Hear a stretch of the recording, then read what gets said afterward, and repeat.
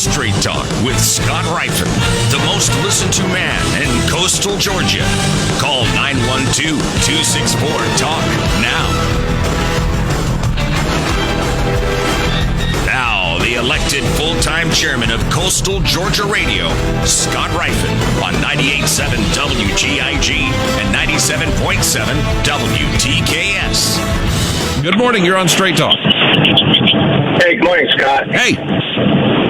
Hey, it's Dan, the Deplorable truck driver again. Yes. How are you? I'm terrific. How are you, Dan? Hey, so I'm good. You know, I'm puzzled and I'm troubled with the Oprah Winfrey getting behind Fetterman, and I really think it's a great opportunity for the Republican Party to go ahead and once and for all knock her off her high horse.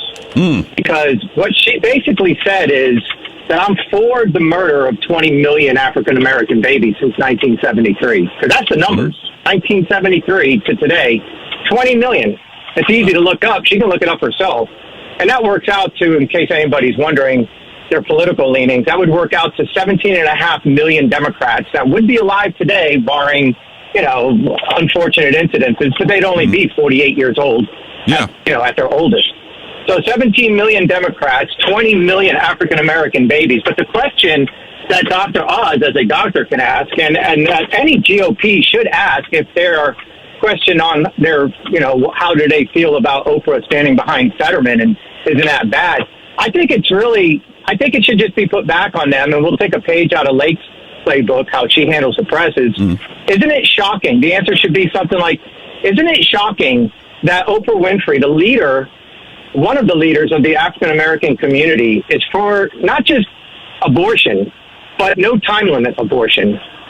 Because Fetterman, who she's endorsing, has no time limit on abortion. Correct. No Democrat will get nailed down and say 15, 24, 40, 30. They'll never give you a time frame. No. Which only means that they're for it all the way up until they can literally dismember a baby inside of a woman. Yes.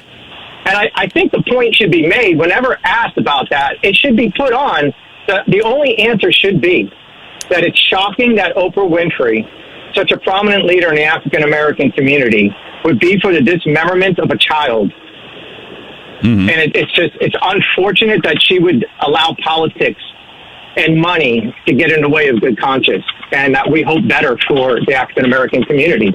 And that would be it. I would leave it at that, and I would let her sleep on that, because nice. I don't understand how she can, in good conscience, say that. Actually, I don't know how anybody can, but she's a leader. Yeah. Sure. She shouldn't just be a political hack or just, some neighborhood floozy. She is a leader in the African American community. And but that's exactly the dismemberment. But over the years, that's exactly what she's shown herself to be. I mean, you remember the handbag story, Sweden handbag story that she told that was completely not true, but she had to tell it to sell a racial narrative that didn't exist. Right. This is not the first time that she's done something that's pretty low down as far as the politics go. She's also the one, good grief. Do I still have the clip? I may still have the clip. We used to play this clip all the time. And again, I got to remember that everybody has not been with me for the last 10 years. Right. Yeah, this clip, this one right here. And there's a whole generation, I say this, I said this, for apartheid South Africa. I said this for my own, community in the South. There are still generations of people, older people, who were born and bred and marinated in it, in that prejudice and racism, and they just have to die. I mean, yeah, that's not exactly, that's not exactly somebody who values life. My father passed away a few years back, and he was very racist. He grew me up to be very racist. He never had a good thing to say. And my best friend, when I was 7 years old, was a black boy. He was a few years older than me. He lived in my neighborhood. We lived on the same street as Mark Clayton from the Miami Dolphins. Oh, okay. And this kid, his name was Terrence, so I won't say his last name. His mother and his father were both doctors. They were both black, not mixed, nothing like that. And he was my best friend. He taught me how to skateboard. We used to shoot each other with BB guns.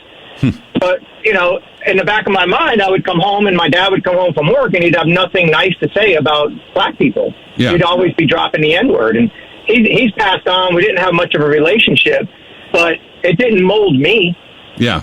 It did, you know what I mean? Like I didn't grow up being racist, so it's shocking that Oprah would even say that. So so was I bred racist? So should I die? You're bred and marinated in it, and you just have to die. Right. Or am I allowed to make my own decision? And I don't know. I just think it's really unfortunate. And nobody, I couldn't care less that she endorses. I don't think she's as powerful as she thinks she is anymore. There's so many other influences out there. Yeah, well, I mean, if she's not a TikTok star, she don't count anymore. Yeah. Well, really, honestly, it's like The View. Yeah, once she became a cable channel, that was kind of it for her. Really, I mean, honestly, that's. I don't think her influence is really all that much. But to knock her down, that's what I would say. All right. I'm just shocked that she would be for the dismemberment of children with no time limit on abortion. Nope. That's the only thing I would say, and I would leave it at that. That's a good way to put it. All right, man, we're going to leave it at that. Thanks. Appreciate it, Dan. Right. Have a great weekend.